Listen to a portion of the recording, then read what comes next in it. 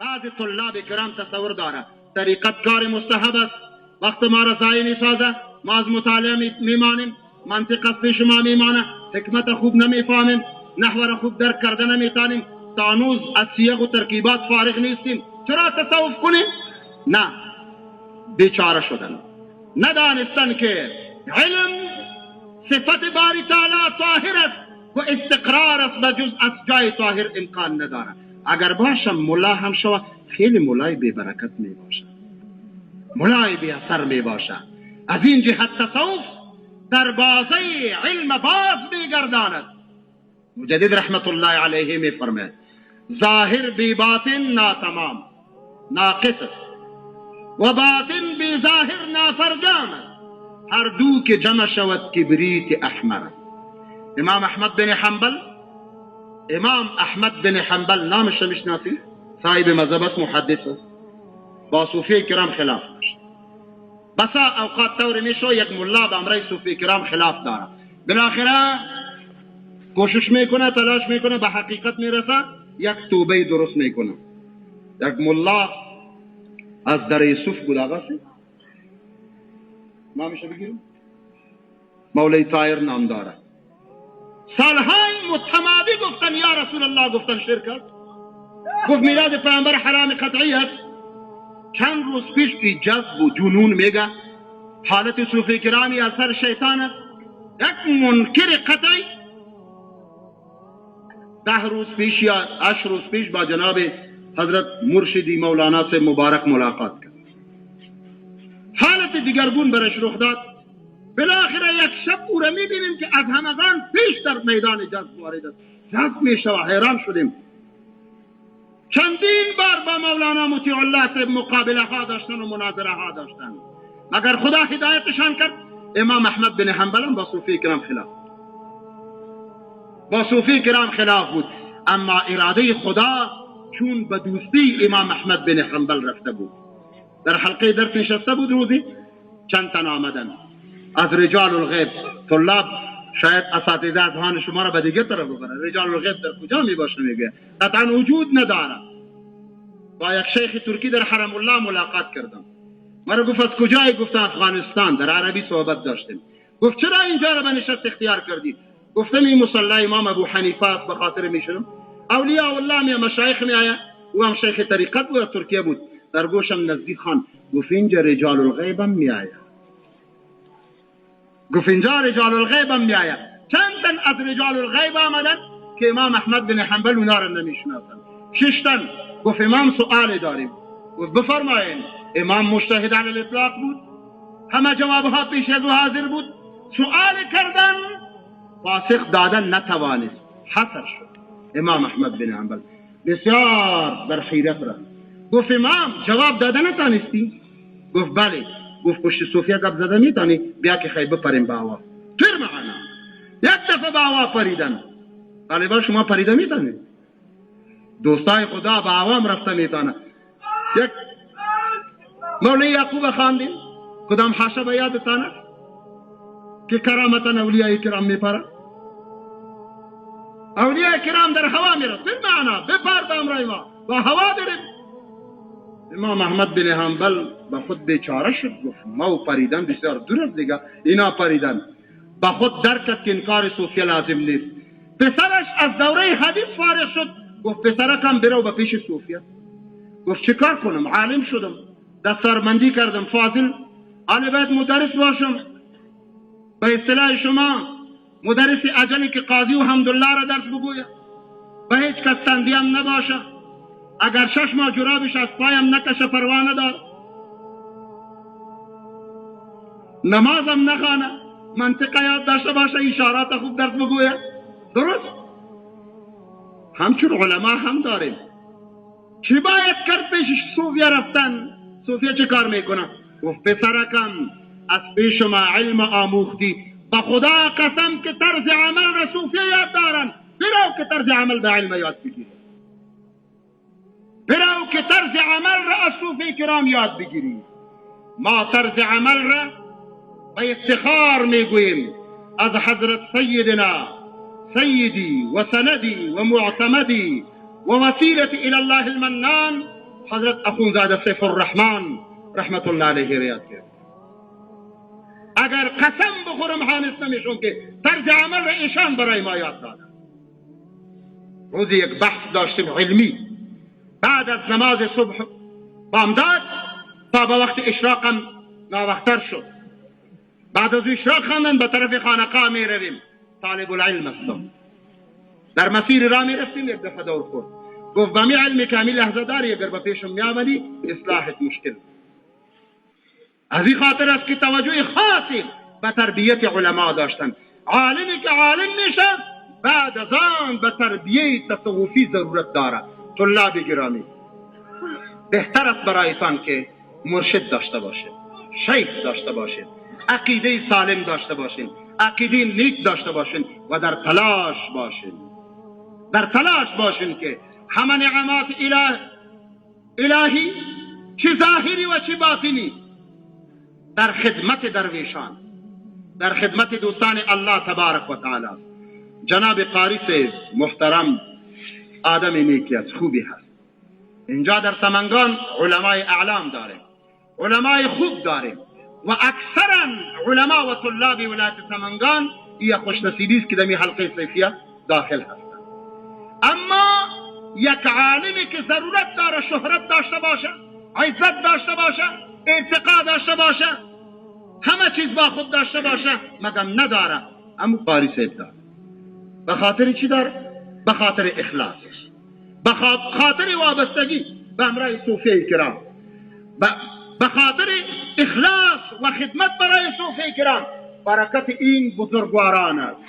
کسی که به خدا نزدیک شود، حدیث است، از الفاظ در می گذاریم. کسی را که الله تبارک و تعالی به دوستیش قبول کنه، برای حضرت جبریل اول اعلان می داره: ای جبریل فلان ابن فلان را به دوستی خود قبول کردم. برای همه ملائکه آسمان اعلان کن که همگان دوستی برای به دوستی بگیرن. همه ملائکه به دوستی میگیرن. بعد از آن از ملائکه الهام می شود به آن ملائکه در زمین قرار داره و اونا مأمور هستند که محبت او را در قلوب دیگران القا کنند. الا اشقیا محروم هستند، اشقیا محروم هستند از این محبت. دوست الله را همگان دوست دارند.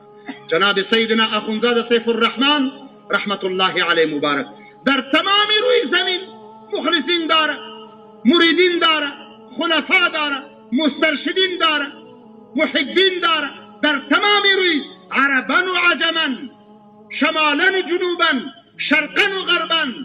اما کسی که بگویم مثلا یا هستم رفتم امارات، عربی ممالک، ایران، دیگر ممالک و از ممالک غربم دیدیم که به ایمان مشرف شدن و بعداً به پایه ولایت رسید. این سعادت بزوری بازو نیست تا نبخشد خداوند بخشاینده. مگر طلاب از برای تصفیه ذهن شما یک چیزی بگویم. گاه و ناگاه در ذهن شما خط خطور کرد فلانی مولوی سے بسیار خوب ملاس مخالف مبارک صاحب است، شاید مبارک صاحب باطل باشه. نه، در یهود مولای مشهور کعب بن اشرف و ابا رافع، مشهور اعلام یهود، داناتر به وصف پیامبر علیه السلام، مگر اشد منکرین محمد رسول الله علیه السلام. اگر به تاریخ رجوع کنین، منافقین مدینه بر اساس تلمذ علماء یهود با پیامبر علیه السلام مخالف شدن. عوام که از اولیاء انکار میکنن به اثر صحبت علماء سو میکنن. حدیث به یاد دارین که پیامبر علیه السلام میفرماید بهترین مردمان زیر پوست آسمان علماست و بدترین مردمان در زیر پوست آسمان هم علماست. جای سؤال است. یک علما بس معلوم میشود که دو جنبه داریم: عالم سو، عالم وارث. علمای سو مخالف مشایخ کرام هستند، وگرنه اخونزاده سیف الرحمن بدون تلقین ذکر اله العالمین، یک بدون تشویق و اتباع سنن سنیه محمد رسول الله علیه السلام، بدون اصلاح امت و بدون مقابله و جهاد اعظم در مقابل فرق الضاله، پنجپیری و وهابی و سلفی و جبری و تبلیغی و قادیانی و پرویزی و جز از این شیخ طریقت تا هنوز به عنوان پیر کس در مشاهده ندارم. همگان در تلاش عزت هستند. این مجاهدینی که امروز مبارزه دارند از اثر توجه شریفه و عنایات منیفه ایشان است که در عالم دست بکار هستند و مقابله ها دارند و حمایت از مذهب حقی حضرت امامنا الافخم والاعظم ابو حنیفه النعمان علیه صحائف الرحمت و الرضوان دارند. اثر توجه است. دیگر نصیحتی که با فکرم در آمد، طلاب گرامی، همیشه از انکار از اولیاء خدا اجتناب. انکار و دشمنی اولیاء زهر قاتل، سم قاتل و زهر افعاد. امام ربانی میگوید سم قاتل، زهری که بخوری تو را بکش. انکار از اولیاء کرام به این منزلت است. چه جایزی که بعضی از طلاب بیبا تمسخر علیه اولیاء کرام ده. درست رای ولایت، رای حقیقت است. بعضی آثار هست که شرط از برای حصول ولایت نیست، اما از جمله ثمرات است. به مانند وجد و حال، یک صوفی از جای خود میخیزد میرقصد. تصور کن که حضرت جعفر طیار در حضور محمد رسول الله یک چرخ به پای خود زد. رجوع کنیم به الحاوی فتاوی جلال الدین سیوطی، اشبهت خلقی و خلقی وقد ثبت رقص جعفر بن ابي طالب بين يدي النبي صلى الله عليه وسلم لما قال له اشبهت خلقي وخلقي وذلك من لذة هذا الخطاب ولم ينكر عليه النبي صلى الله عليه وسلم فكان هذا اصلا في رقص الصوفيه. یک سؤال دارم طلاب، ملایی که امروز ما در زیر پوست آسمان داریم، کدام یکی از ایشان به عقیده تو به مثابه جلال الدین سیوطی است؟ بگو.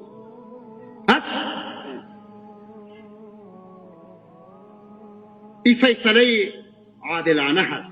هیچ ملای ما به منزله امام سیوطی نمیرسد. مطالعه در کار است، درک حقایق را باید کنیم.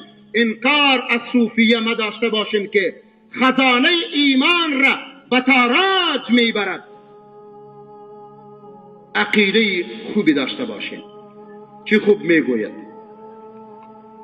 و سلامت فی تسلیم حال القوم. سلامتی عقیده، سلامتی ایمان، سلامتی احوال در تسلیم احوال صوفیه کرام است که تو علم نداری، بیا به طرف ابن عابدین شامی، دعوهم مع الله یفرحون بذلك. بگذار او یک صوفی که در حالت رقص است. کسی از پیش سؤال کرد گفتی رقص در دین جواز دارد؟ طلاب، ما صوفی امروزی را نمیگویم، 700 سال قبل صوفی را نام میبرم. حضرت ذوالنون مصری رحمت الله علیه گفت ایچ که تو میرقصی این رقص جواز داره؟ او در جواب چی میگوید؟ امرای خدا راز میکنه دققنا الارض بالرقص على لطف معانيك ولا عيب على الرقص لعبد هائم فيك وهذا دقنا الارض اذ كنا يناديك. با الها ما زمین را با پای خود کوبیدیم، رقص کردیم به خاطر ازی که ما شیفته عشق و عیب برای او انسانی نیست که او در عشق تو مست شود و برقصد. و این که ما می رقصیم خدایا به خاطری که به تو صدا می زن، به تو ندا می زن. طلاب مخندیم بر آنانی که اونها دیوانه های خداوند متعال هستند. اونا در عشق خدا رفتن و خدا در کتاب مشاهده کردن.